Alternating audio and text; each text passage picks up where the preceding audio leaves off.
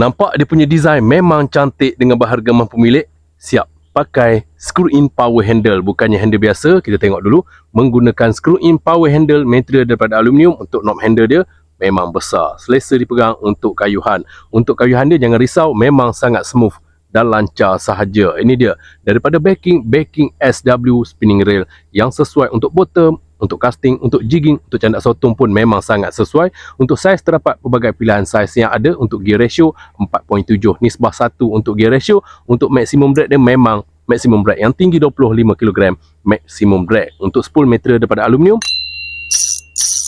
macam tu dia punya drag. Jadi kalau korang nak dapatkan, boleh dapatkan segera. Harga dia mampu milik sahaja daripada backing SW spinning rail.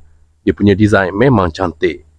Nampak dia punya design memang cantik dengan berharga mampu milik. Siap pakai screw-in power handle. Bukannya handle biasa. Kita tengok dulu. Menggunakan screw-in power handle material daripada aluminium. Untuk knob handle dia memang besar. Selesa dipegang untuk kayuhan. Untuk kayuhan dia jangan risau. Memang sangat smooth dan lancar sahaja. Ini dia. Daripada backing SW spinning rail yang sesuai untuk bottom, untuk casting, untuk jigging, untuk candak sotong pun memang sangat sesuai. Untuk saiz terdapat pelbagai pilihan saiz yang ada. Untuk gear ratio 4.7 nisbah 1 untuk gear ratio. Untuk maximum drag dia memang maximum drag yang tinggi 25 kg maximum drag. Untuk spool material daripada aluminium,